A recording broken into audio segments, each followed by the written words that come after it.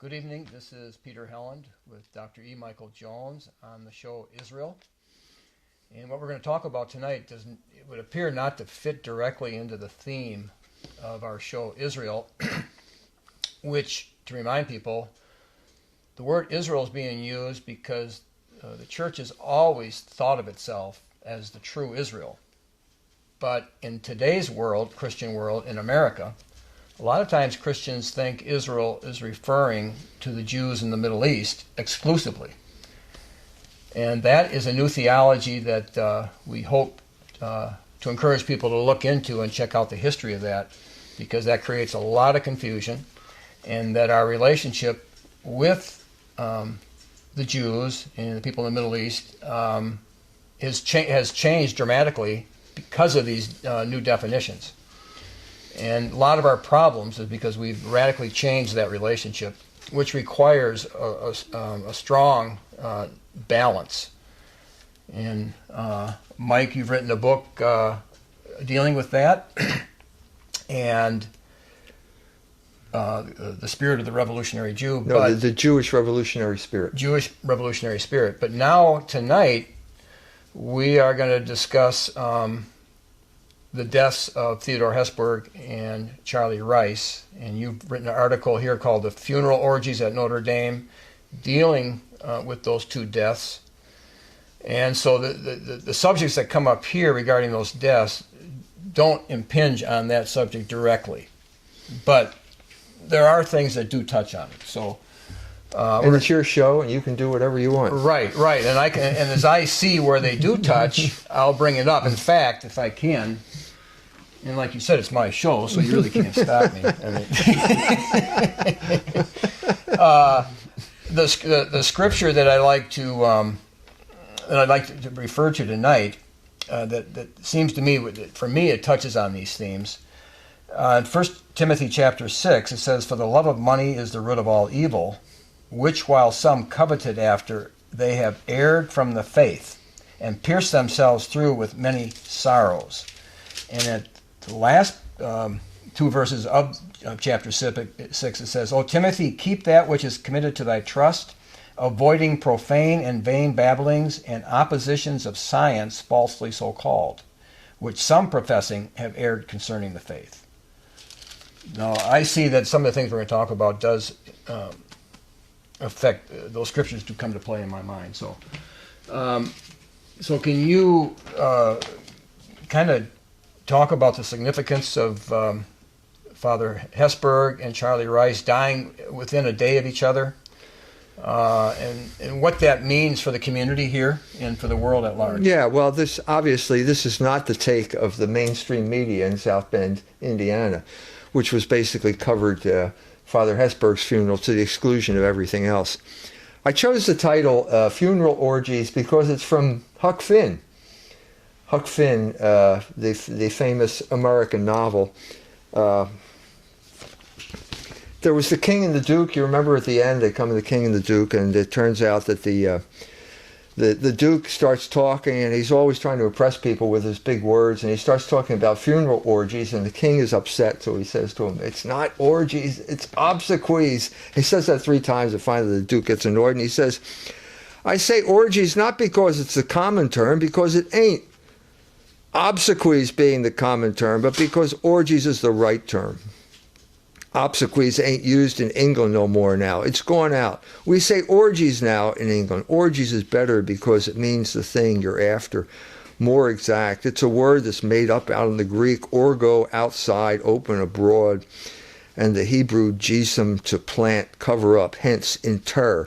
So you see, funeral orgies is an open or public funeral.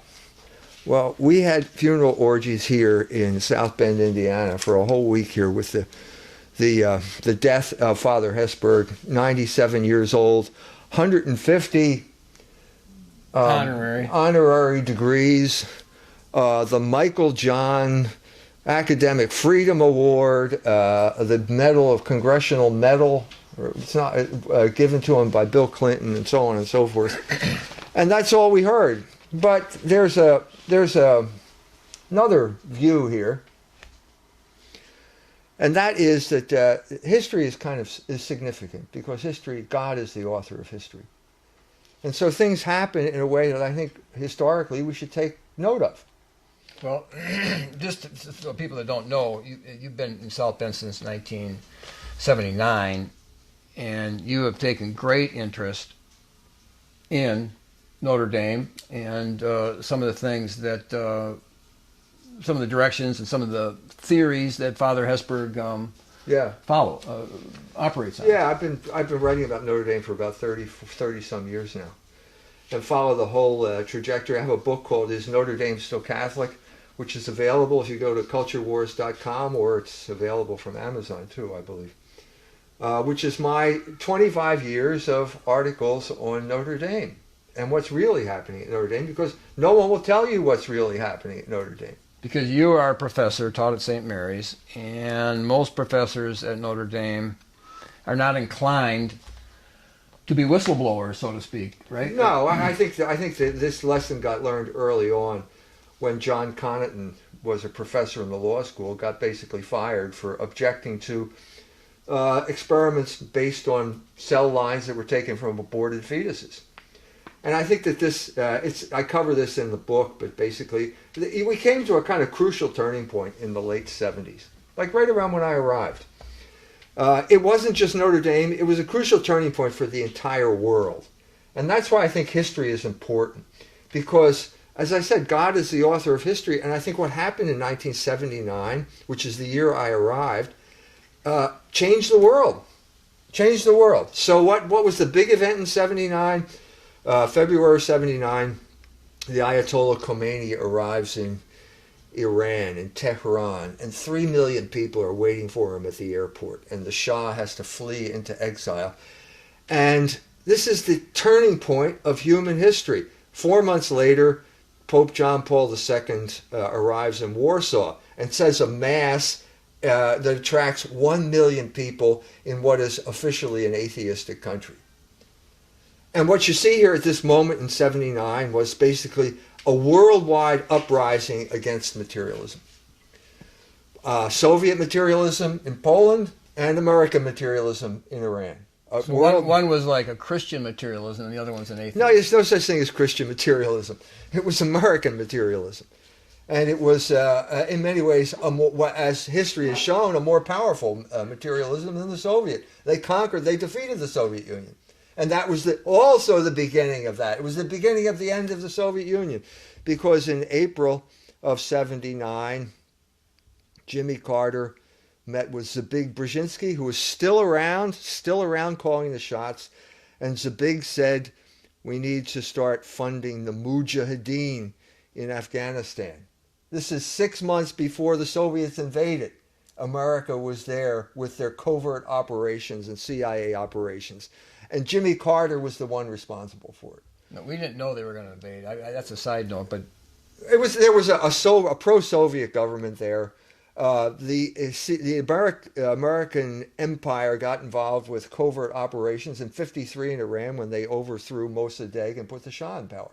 So it all comes around back to this area of covert operations. Nobody knows what's going on. Nobody would tell me the story about Notre Dame. And so I walked in it like the lamb to the slaughter, criticized abortion at when I was a professor at St. Mary's, and got fired. And so I have to tell my friends I got fired because of abortion at a Catholic college. And they say, oh, I can understand that. And so I said, no, I was against it. I was against it, and they fired me. So anyway, that's all of this is all rolled up into one big ball of meaning that we really need to dissect here, because it was like the end of one world and the beginning of the other. And the significance for the last week is that Father Hesburgh was on one side of this great divide, and Charlie Rice was on the other side of this great divide. Father Hesburgh had cast his lot with the Rockefellers. Early on, the beginning of the 1970s, he became a member of the Rockefeller Foundation. And then in 77, he became chairman of the Rockefeller Foundation. And after he was appointed, he gave an interview in which he said, the Rockefellers have nothing to do with abortion. At this point, Charlie Rice responded by writing an article in the Observer, the Notre Dame newspaper, citing chapter and verse of how the Rockefellers had funded abortion and basically were the enablers of what came to be Roe versus Wade in this country. So at this point, you have this confrontation here between the old liberal order and the new rising conservative order. And eventually, power politics got involved here too. We had George H.W. Bush became head of the CIA in 1974, right around the time that the anger over Vietnam is boiling over. The church, Frank Church of Idaho, holds meetings, hearings in Congress, in the Senate, and they're looking into the CIA, and everybody had come to the conclusion that basically the CIA was a rogue operation, that they were running things on their own, no oversight from Congress. They just were doing their own show now. And that show included things like assassinations in Vietnam, Project Phoenix, and also drugs. They were in the drug business. They were in the heroin business, in the Golden Triangle. And so the Congress says, enough is enough, and Jimmy Carter comes to power saying, I'm going to rein in the CIA. So Jimmy Carter is elected in 76. It's like liberalism's last hurrah here. They got their chance. Jimmy Carter becomes president within 9 months, no, let's say 11 months of his inauguration. He pulls off what has come to be known as the Halloween Massacre. He appoints Stanfield Turner head of the CIA. He fires George Bush, and then they fire between 800, depending on who you talk to, 800 and 2,000 rogue cowboy CIA agents. Okay, what this did was you made a lot of enemies, and they all got together, they all got under George Bush, and they all started working to overthrow Jimmy Carter now. And they succeeded. And the way they succeeded... And they're good at it because they can overthrow... Well, they've got a lot of practice at overthrowing governments. That's what they do for a living. They did it in Iran, so now they're going to do it again. So now they turn on their own guy, they turn on the Shah, and they support the Ayatollah. And they keep promoting the Ayatollah because he's a revolutionary. We're tired of the Shah. The Shah got too uppity. And so not only that... Jimmy is caught in a bind here. Jimmy becomes president the same day, same time David Rockefeller becomes head of the Chase Manhattan Bank. And David is up to his eyeballs in financial bed with the Shah, which means he's got a lot of money over in Iran, and these loans are threatening to go bad. And so David Rockefeller pulls out all the stops, gets Carter, against his best judgment, to invite the Shah to America for medical treatment. At this point, the students are outraged in Iran, and they take the hostages at the U.S. Embassy. And the woman, I read the memoir of the woman who did this, she thought it was going to last 3 days. Well, it lasted 444 days. And the main reason it lasted that long was because the CIA wanted it to last that long, because they knew it would embarrass Jimmy Carter. And so George Bush and these people paid the Ayatollah $24 million. Casey showed up in Paris, passed $24 million. And the Ayatollah prolonged it, and Jimmy Carter was history, and a new era began.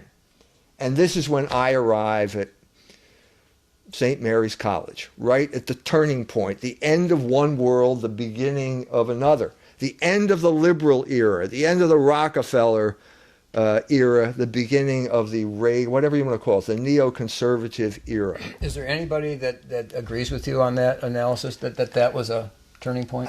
Nobody can disagree with me on it. Okay. It's simply a fact of history. So no one has written a book, or no one... Oh yeah, there are plenty of books on this. That say the same thing. Well, everybody... It's a big turning point. Yeah, I mean, basically, to give you this... Masumeh Ebtekar, the lady who wrote the memoir, in her book she said, well, we thought it was going to last 3 days. It seems as if the Ayatollah cut a deal with the CIA. So even she's saying it. She didn't know it, but she's saying it. So here I am riding my bicycle in South Bend, Indiana. I didn't have a car at that time. and this big Chevy Suburban goes blasting by, nearly knocks me off the road. And on the back, there's a bumper sticker, and it says, "What now, Amy?" I don't remember seeing that, but this at was that time. This was a reference to Jimmy Carter's speech,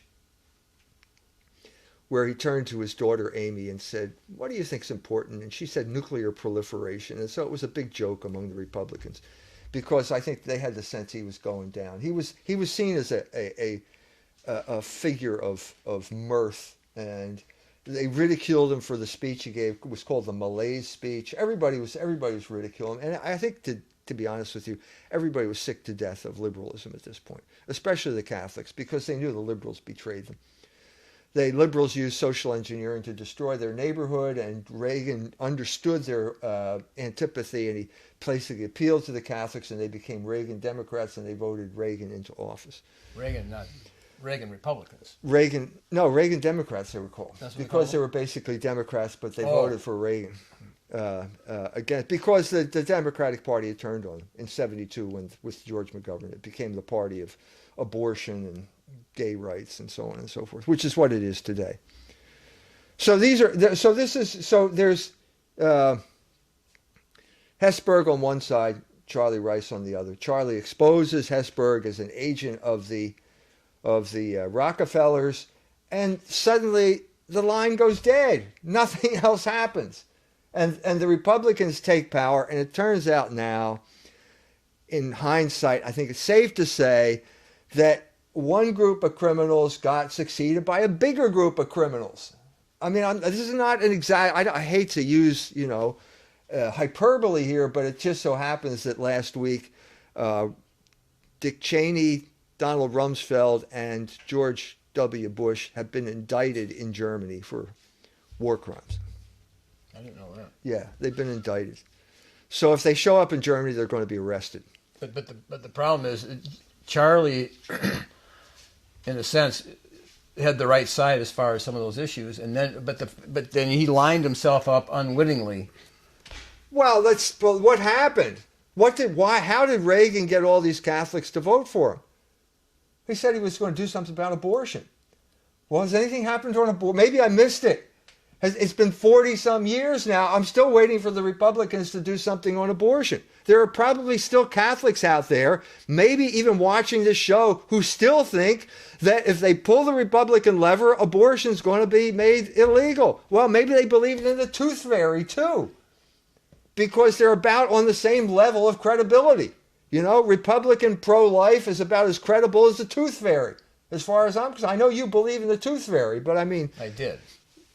And I got some money. That's right. I got money every time, too. I was a firm believer, because money talks, right? But anyway, so this is what happened here. So what happened is, basically, you got two groups of Catholics. This is basically the entire universe of acceptable Catholic thought is embodied in these two guys. So you can American I'm talking about America now.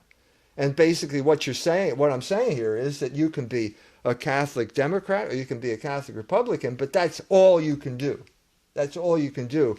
And with the death of these two people, I think what we see here is the futility of basically Americanism. Right, but can we try to get a definition for Americanism? That's understandable. Americanism historically was actually turned out to be a theological concept that arose in the 19th century with a biography of Father Hecker, promoted by the Paulists, who felt that the church should implement political ideas from America, like democracy. The church should accept democracy. If you go back to the Syllabus of Errors that Pius IX issued in the middle of the 19th century, he condemns basically the entire American form of government. And historically, he supported your friend Jefferson Davis. He didn't support the North. He didn't support the Yankees.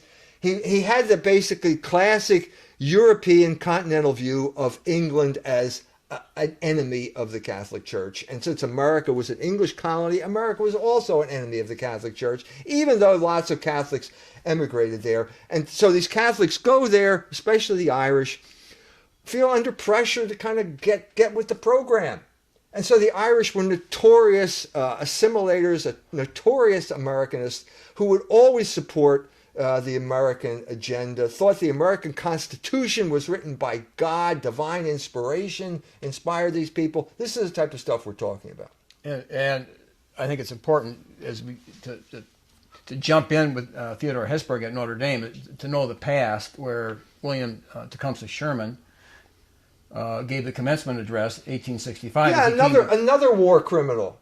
Right, but at that time, Pope Pius IX so identified with Jefferson Davis that within that 2-year time period, while Notre Dame is honoring Sherman, the Pope is weaving a crown of Jerusalem thorns to send to Jefferson Davis, which he'd sent to the White House. He's identifying because he saw that Davis was fighting his enemies because Garibaldi, Mazzini, those generals were totally aligned with the Northern cause. Right. So it's a total embarrassment to Catholics that the Pope supported the losing side in the Civil War. Total embarrassment.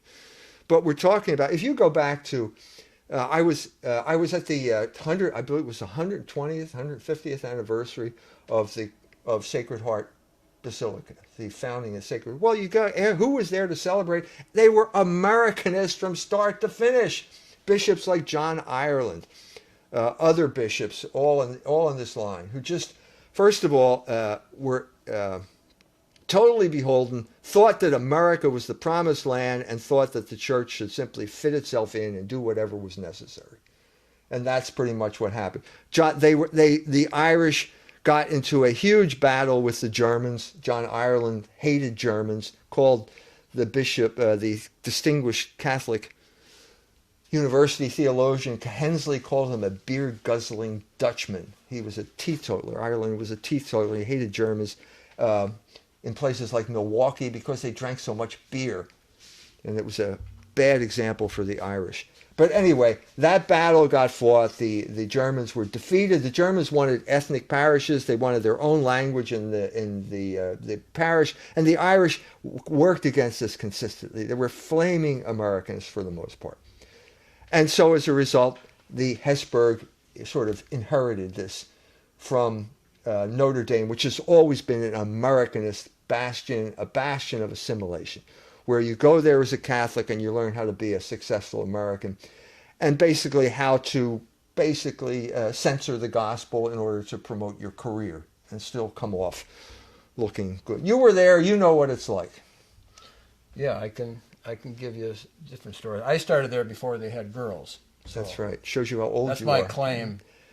And also, you landed there during the heyday of the sexual revolution. So basically, what you see here is a trajectory for institutions like Notre Dame. That's the revolutionary trajectory. Same as the Reformation, same as the French Revolution. Okay, they begin with revolution, which is supposed to bring about liberation, but really what it is an excuse to steal church property. So you begin with theft. In order to distract everyone from the theft, you allow a kind of libertine spirit, which was especially pronounced in the German Reformation, where the nuns were all running off. Luther was a notorious nun liberator. Some people would call what he did pimping, because he would liberate the nuns from the convents, and then he offered the Bishop of Mainz, Archbishop of Mainz, the best-looking nun of the lot, if he would go along with the Reformation program. So that's the beginning phase of the Reformation. So we allow sexual liberation to distract everyone from the fact that the princes are stealing church property. So is there an actual an animal type thing when you go deer hunting? You can the reason you can be successful is that the hunting season in the fall is at the same time as the rut. Yeah. And the reason you can shoot these buck is that they kind of are like... They're blind. They're blind. They're blind. So there actually is a... Because lust makes you blind. That's what Thomas Aquinas said. So that's exactly the role that sexual liberation plays in every single revolution now going on throughout the world. So sponsored by the United States. So Iraq, when we take over Iraq, guess what shows up on the streets of Iraq? Pornography. And everyone's distracted. When there was a revolution in Portugal in 74, guess what shows up on the streets? Pornography. Okay, to distract everyone from the fact that your country is being now conquered and looted. And you're saying that the CIA is really good. The CIA is responsible for this. It was in Time magazine is a front for the CIA, or certainly was back then. And they even admitted it in the article on Portugal in 1974. So admitted it that the CIA was flooding the country with pornography. They did the same thing. The Israelis did the same thing in Gaza. I've given this speech all over the world about when the Israelis come into Ramallah, the first thing they do is take over the Palestinian TV stations. It's 2003, and start broadcasting pornography. This is standard procedure. It's now part of the playbook. It's part of the playbook. Whenever the United States takes over your country, the first thing they do is flood it with pornography, and to distract you from what is really going on, which is basically the theft of your resources. Right, and just to add for the theological note is that the story of Adam and Eve, Adam yielded to Eve's influence, and it's a type of play. I mean, they know that to get the men distracted, to get them off course. So this happens with every revolution, and what happened at Notre Dame in 67 with the Land O'Lakes statement was a revolution. And basically what happened is that it was theft. Father Hesburgh, the recipient of 150 honorary degrees, stole the University of Notre Dame from the Catholic Church. And the Cardinal Kroll called it the alienation of property. Right. I say this not on my authority, but I was the official biographer of Cardinal Kroll. When I interviewed him, he was also the man in charge of the revision of the Code of Canon Law. I mean, a canon lawyer's canon lawyer. So I said to him, what about Land O'Lakes? And he said it was alienation of church property. So that was theft. Here you have the head of the Code of Canon Law saying it's theft. Well, it is theft. That's what it was. But normally to steal something is a little bit difficult. How could he steal it? I mean, normally... He stole it by putting it under a lay board of trustees, which he controlled.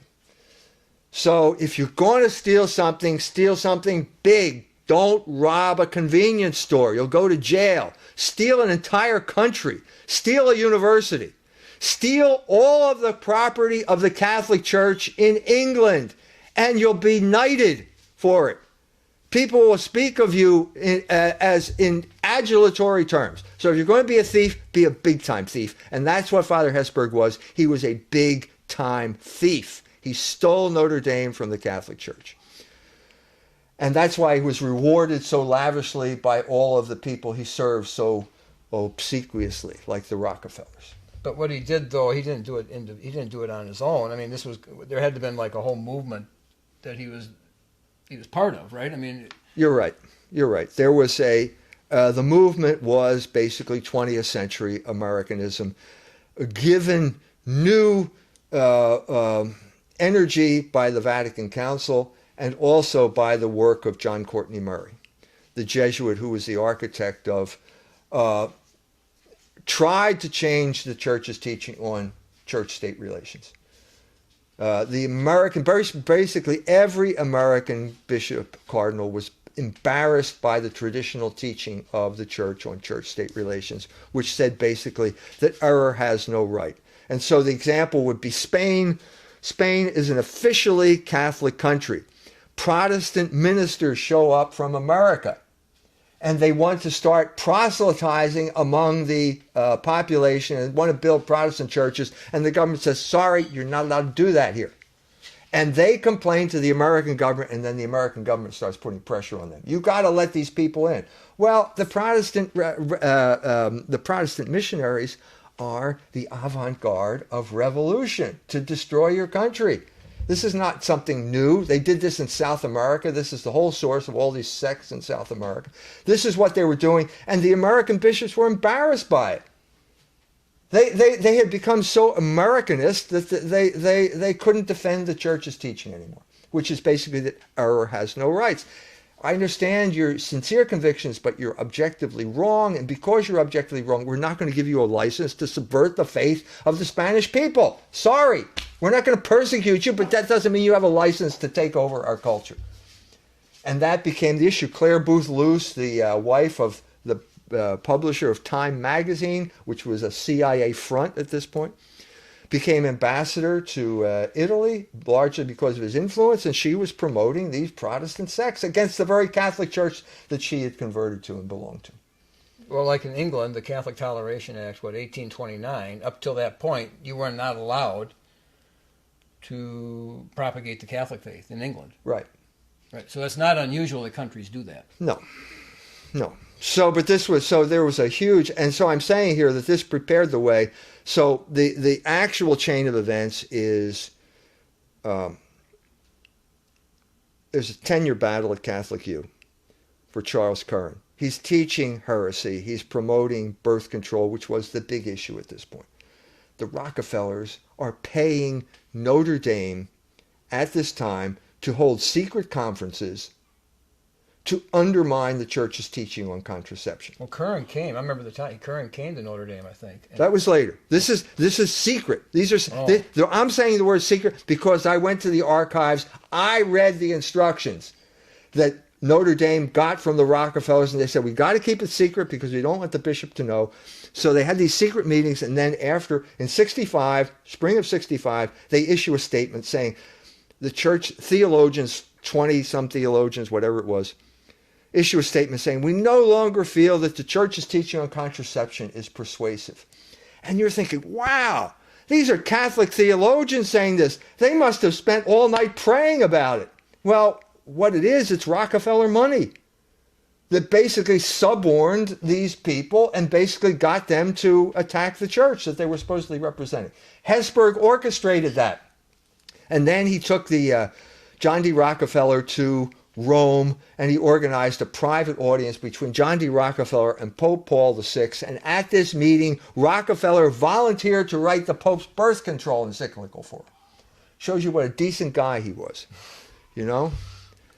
I'm the guy who discovered this. It is in my book, John Cardinal Crowell and the Cultural Revolution. So all that stuff, you know, that Charlie did in '77, it just stopped dead. And I kept going, and I discovered this, and now it's part of the whole. Everybody knows it. Just got out into the ether, and now people know that this is what's going on. So you got your start on the investigation partly through Charlie Rice's. Sure, Charlie inspired me when I was here. I mean, after he nearly hit me with his Suburban, I thought, there's a guy who knows what he's doing. You know, he's a man on the move. This is the new era, the conservative era, and we were all conservatives back then. And now we're all sadder but wiser because conservatism is simply another word for Americanism. It's just a different variant of Americanism, and they will betray you even faster than the liberals will betray you. This is the sad experience that we had. You start out by the good news is that during the 62-year period from the time Father Hesburgh became president of the University of Notre Dame until the day he died, the American ideology revealed its inner grammar so clearly that no Catholic in good conscience could support it any longer. So when you're saying American ideology, you're saying Americanism, or could you? Well, I'm talking now. Americanism is a Catholic term. I'm saying the American ideology. What do you? If you go back to the articulation of the American ideology that basically Time Life came up with John Courtney Murray's help, it was the American proposition. What do we believe? Well, we believe in democracy. We believe in freedom. We believe in free markets and blah blah blah. Well, everybody knows that's all false. We don't believe in democracy. This country, one thing this country does not believe in, it's democracy. If you have 20 states of the United States have referenda on gay marriage, and they all ban gay marriage, and every single one of those referenda was overturned by a federal judge. Well, it's obvious you don't believe in democracy, because if there's ever a time when the people speak, it is in a referendum. They're not easy to orchestrate. So there was that. There goes that down the drain. Forget it. So when you boil it down, this is what we had with the machinations of human history. Is the outcome of history is logos, because logos is the author of history. And so things become clearer as time goes on. And what's become clear in America is that America believes in sodomy and it believes in usury. And it believes in imposing these sins on the rest of the world as a way not of liberating them, but of controlling them and stealing their resources. And so Notre Dame is no exception. Notre Dame followed Mammon. It didn't follow Christ. And so what happened at Notre Dame? Theft, followed by sexual liberation, to distract everyone from the fact of the theft and what was going on. And so the priests and nuns would come there for summer courses, and they'd fall in love, and they'd run off and get married and this type of thing. Hesburgh and Notre Dame contributed to the sexual corruption of the Catholic clergy. Now, okay, the nuns and the priests went on. Most people have normal appetites, but a lot of people don't, and some people don't. And so he contributed to this permissiveness that allowed people to, the people who had the homosexual tendencies, they started acting them out too. And so one of the articles I did this fall of '87, the head of the liturgy program, this is an article Rasmussen, you mentioned it. Niels Crow Rasmussen, lived down the street from me, found shot to death in the basement of his house. This is the head of the liturgy program. Okay, that's bad enough, but he's surrounded by whips and chains and homosexual pornography and automatic weapons. And his friend Bill Story, who was a homosexual, I outed this guy, Bill Story, in an article I did, also in his Notre Dame Still Catholic. He's saying the guy was murdered. He didn't commit suicide. Why isn't the police investigating his murder? Well, the answer to that, there's a two-word answer to that, and it's called Notre Dame. So I go down to the police department, South Bend Police Department. There's Sergeant Trineri sitting behind the desk, and I said, I'd like to see the dossier. I'm a member of the press. I'd like to see the dossier on Niels Rasmussen. So you know what he does? He calls up Notre Dame. Well, wait a minute. Are you a cop or are you a theologian? Why are you calling Notre Dame? And so he calls up Notre Dame. I get this guy, E. Michael Jones, and as soon as and then he stops, and you can see the expression change on his face as they're giving him an earful. And so as a result, they shut down the entire investigation. So Rasmussen had a will, evidently, and in the will he specified, I don't want any Catholic burial. So what does Notre Dame do? They decide to have a Catholic burial. And in the middle, I was there, saw it first person. In the middle of this funeral service, everyone's got to get out because there's a bomb threat and they're going to blow up Sacred Heart Church. So everybody has to leave. So this is the end of Niels Rasmussen. Well, how many people know about this? Did anyone talk about this during Hesburgh's eulogy? No, no one talked about it because this is the real trajectory of what happened in Notre Dame. So you begin, as I said, with revolution. Revolution is followed by sexual liberation, and sexual liberation is followed by usury. And that's where we are right now. Okay. Now, define usury a little bit. Borrowing money, taking interest on loans. So now, during this period of time, an institution that was created for the education of Catholic youth, which meant a reasonable, something that the Catholic immigrants could afford, went from something they could afford, taught by priests who saw it as their vocation, to basically a usury mill. Okay, where everyone who goes there now has to pay $62,000 a year. And that means, for the most part, I mean, there are lots of rich people there. They can write checks, take it out of their wallet probably.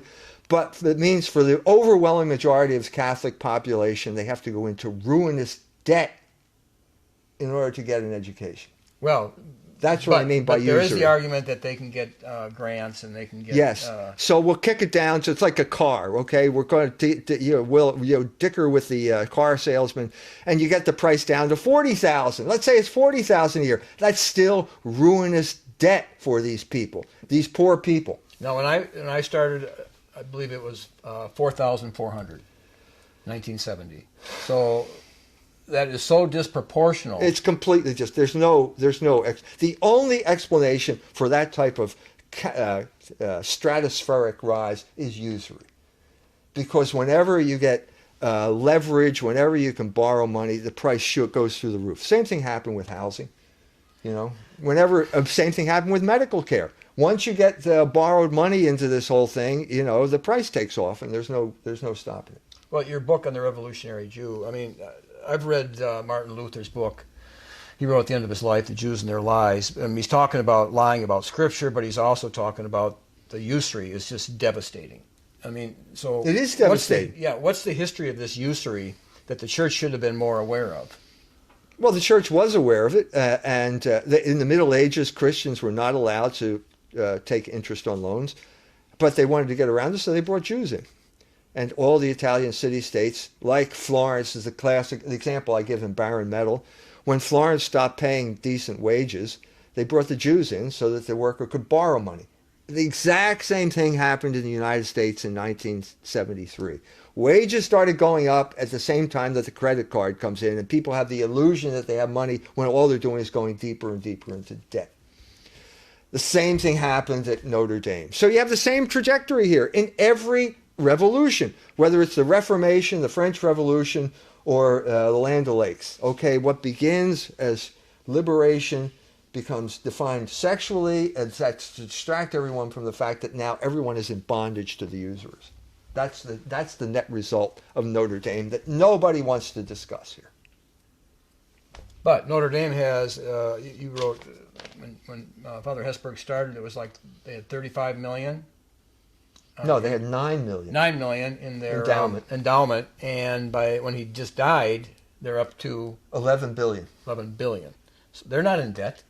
No, but well, how do they get this 11 billion? By extorting this outrageous tuition, and all that's part of it, but also government grants. And what the rule at Notre Dame became, nothing can jeopardize government grants. So they would every act that was celebrated in his life as some type of courageous thing, like resigning from the Civil Rights Commission, is basically an act of capitulation to state power, which is what happened at Notre Dame over this period of time, became a state school.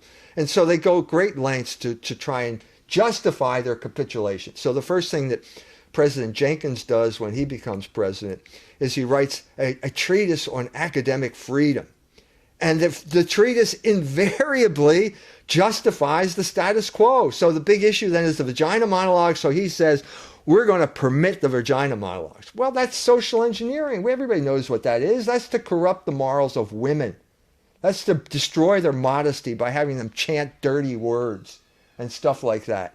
And he ratified it. And you know what he said? What we won't permit, we would never permit on Notre Dame campus, never in a million years, would be the Oberammergau Passion Play.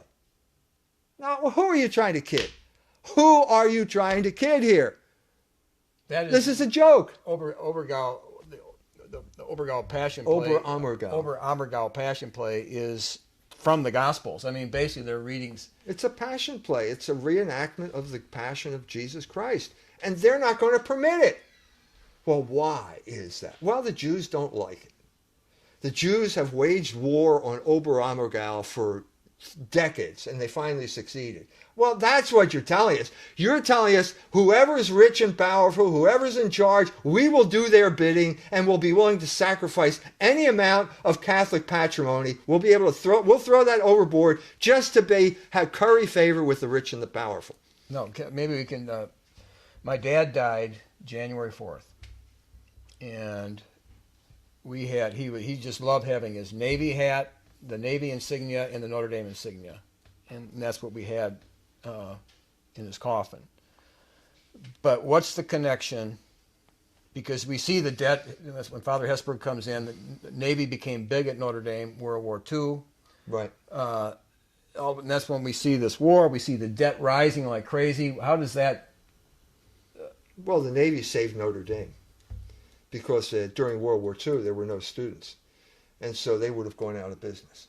So that confirmed their role as basically a government institution, and obviously the government changed over that period of time too. I mean, the government was not promoting gay marriage in 1946. It would be inconceivable to even think that the government would do that. But if you offer up incense to Caesar, you have to go along with whatever Caesar proposes. And what you saw over this period of time was more and more flagrant violation of Catholic principle, more and more flagrant violation of the natural moral order of things, and Notre Dame will never go against it. Never. Not the vagina monologues, not gay marriage. There's nothing that they will object to because they are a state school whose job is to Americanize Catholics. That's the deal. Yeah, but what's the hope? I mean, that's a pretty negative picture. Isn't there always a remnant? Isn't there forces? Scott Hahn came and spoke. You had the Militia of the Immaculata sponsoring them. Every year you have young Catholics from all over coming to Notre Dame thinking that they're going to get a Catholic education. And so they bring new blood into the place. And the question is not what do they bring when they're freshmen, it's what do they take away when they're seniors. Because that's the whole point of this, is to take these naive Catholics and turn them into Americanists, docile American. Basically, what does that mean to be an American now? It means to be a sexual robot and a wage slave. And basically, they go together. You know, I saw the same thing in India. That's what the plan for India is. We have sexual liberation now, flooding the airwaves, and also usury is coming in. And basically, what we want to do is turn them cheap labor for the big corporations, so that they will answer our phone for pennies on the dollar of what you'd have to pay someone in this country to. Do you think, now you're speaking freely, you're using your... Actually, I'm a little bit inhibited here by the camera, but, you know... Okay. But, I'm saying, you're speaking freely, you grew up in the 60s when you were, 18, your teen years, and there was freedom to speak out, okay? A lot of people can't identify with your freedom to speak out. Well, you're right. There's a lot of fear out there. There is a lot of fear out there, and it gets bigger every year. There are people who are simply afraid to even think the thought of what we are saying publicly here. Right, and if you grew up in the 60s, we were used to that. I mean, we were used to having the freedom to challenge whatever. The deal changed over the course of our lifetimes. The deal changed. And now it's a totally different operation. And so what you see here is this trajectory, basically, of how do we get here? How is it possible that anybody can take seriously the idea that a man can marry a man? I mean, you accept that, you're totally brainwashed. You'll accept anything, and now that's the point of it, because the point of this is to force people to accept things that are so blatantly against nature that they can't object to anything. If you can't object to that, you can't object to anything. So you can't object to that, well then you obviously can't object to the fact that you're being cheated and your wage is too low to support your family. I mean, that's way, way down on the list of things. Even James D. Kennedy, who was very popular, even amongst Catholics, the Presbyterian down in Fort Lauderdale, but I was hearing somebody say that he used to say that if homosexuality is not a sin, nothing's a sin. I mean, that's the same. Well, that's the point. So there were people like Notre Dame basically went over to the thought of Michel Foucault during the period from the 80s to the present. Michel Foucault is an incredibly important thinker because basically he was a homosexual, and he's the father of, I'd say, the ideological father of the gay rights movement. He was a homosexual himself. My nephew, whom you met, that's who he read. Yeah. Yeah. Well, he was a genius. I mean, because basically what he did was take the left and turn it upside down. He basically, the left at a certain point used to talk about economic injustice. But after Foucault, the left was only sexual issues. All you talked about was sexual issues. And the economics just sort of passed away, disappeared from discourse. And now you can prove that you're a courageous, reforming, sensitive, social justice-oriented person by condoning homosexuality. And you don't even have to talk about it. And who cares about that ultimately? So once again, we use sex as a way of distracting everyone from the economic issues. Now, Dante in the Inferno, written 15th century? 13th century. In his hierarchy, I'm saying this for the viewers, of course, but in his hierarchy, people in hell. It's called a lowerarchy. The lower, right? It's not. That's what C.S. Lewis called it. Treason. I mean, what Judas did, treason was the worst. But right above that, you had usury and sodomy. In the same circle, in hell. No, I'm trying to put it in my head for a people to say homosexuality is not a sin, and likewise, our $18 trillion debt is no problem. Well, so how could you say how are they related? The sodomite takes what is fruitful and makes it sterile, namely sexuality. The usurer takes what is sterile, namely money, and makes it fruitful through usury, through compound interest. Useful for the 2% that are benefiting. Yeah. So what you see here as the rise of sexual liberation is exactly the same trajectory as the rise of income inequality. They are both the same trajectory because the people who control the media are orchestrating all of this sexualization to distract you from the fact that they are stealing everyone's money through usury. 18 trillion. Who would ever think that that's not a problem? And we're supposed to look at the homosexual issue. That's not a problem. That's the message. Don't worry about it. And our debt. So what I'm trying to say here is Notre Dame has not only done nothing to oppose this, they've enabled it. They are the major enabling device for this wicked system for America's Catholics. But what you're saying is that if they're a Catholic institution, they should have opposed it, being as Catholic. The Catholic Church is against sodomy and it's against usury. Okay, and they have done nothing. They hand every student now, they hand them over to the usurers. And this is in your generation, they handed them over to sexual liberation. That was your experience. You testify. You were here. You know what it was like to show up here in 1970. Well, there was no girls, and I was not homo, so it was very hard to make any. It was like your book, Barren Metal. It was pretty barren. But eventually, they had girls, and no. The problem is a lot of the theology softens the seriousness of sin. I think that's part of it. And that was part of the program too. So I'm at Charlie's funeral. I'm at the wake, and there's Father Edward Krause, whom I had known before. And here we're back in my own history.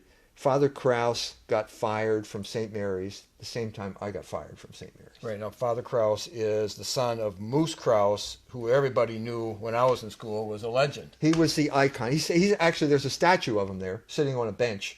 So he's one of the gods of Notre Dame. Yeah, everybody loved him. Yeah. I mean, now Hesburgh, everybody kind of had their complaints because that was the era. Yeah. But everybody loved Moose Krause. Yeah, so what happened here? Father Krause gets fired at St. Mary's, ends up back in the theology department at Notre Dame. Well, who's running the theology department at this time? Richard McBrien. Okay, and Richard McBrien doesn't like Father Krause and forces him out. At this point, Moose Krause steps in for his son. He's totally bewildered. How is it possible that my son, the Holy Cross priest, cannot teach at Notre Dame when I am this iconic figure at Notre Dame? So, because he's competent, right? I mean, there wasn't anything. No, he knew there's something wrong here. Yeah. So what happens? Moose goes and meets with Hesburgh. Now, how do you know this? Because Father Krause told me. Oh, okay. And as a result, Hesburgh can't give Krause an explanation. And at that point, he's bounced out. The story goes, he comes back to Notre Dame. He's now got cancer, blood cancer, leukemia. He's got to take care of Father Hesburgh in the last year of his life. Shows you that God's plan trumps man's plan. And so I asked him, was there any sign of repentance? And he said to me, Father Hesburgh wept every day about the status of Notre Dame. But there was no sign of repentance. But basically he was weeping because there's not that many Catholic teachers there. Right. He knew something happened. What he couldn't bring himself to say is that he was the author of what happened. I don't think that ever occurred to him. Right, but in his defense, I mean, I don't think he single-handedly authored it. I think like these movements partly swept him. And you could say it was ambition, or you could say that, but this Americanism. He couldn't do it alone. You're absolutely right. Luther couldn't do it alone. Henry VIII couldn't do it alone. You're right. And Notre Dame, since its inception, adopted an assimilationist kind of model. And to win in America, the trajectory was programmed into this decision, just like it's like original sin. So what could have been done would have been it would have required more fortitude, because the Americans were very anti-Catholic, right? I mean, and to really establish a Catholic institution. So there's so much that could have happened that didn't happen. It's virtually impossible to talk about. We need a whole other show to talk about that. Now, how many universities, Catholic universities, that are still controlled by their diocese, that are still under the Catholic control, connection to the Vatican? There's only 2 left. Catholic U still has the direct connection with the church, but Hesburgh swept away, in general, the universities. They all end up kind of following Notre Dame's model. He was the leader in that regard. No, they didn't have to. That's what I'm saying. That's what leaders do. They lead. And he was a leader in that regard. He led them out of the church. So before Notre Dame, you had many, and that's devastating on the Catholic Church not to have institutions. Yeah, we're living with the results right now. Okay. We can talk about on a future show, because I would like to talk about the scripture we read. Some professing oppositions of science, falsely so called, have erred from the faith. And tonight they're at the County City building wrestling with this Dr. Klopfer in the abortion clinic. Notre Dame's history and with the science and with Father Zahm, that's another issue that I think needs to be looked at as to why the faith is so weak. But we can try to tackle that one at another time. I mean, there is a type of mourning, Father Hesburgh and Charlie Rice, and we don't want to be, as they say, speak evil of the dead. So, I mean, we're trying to be honest and truthful, but at the same time respectful of, as people say, people have just recently died. Any comment on that? I mean, how do you wrestle with... There's a legacy that we have to deal with. The legacy.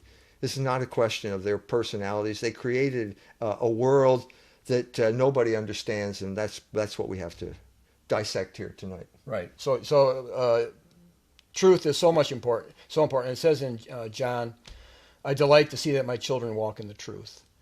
And of course, our starting point is that Jesus said, "He is the truth, and the words He speaks are true." And that's where we start. And when you follow that path, you will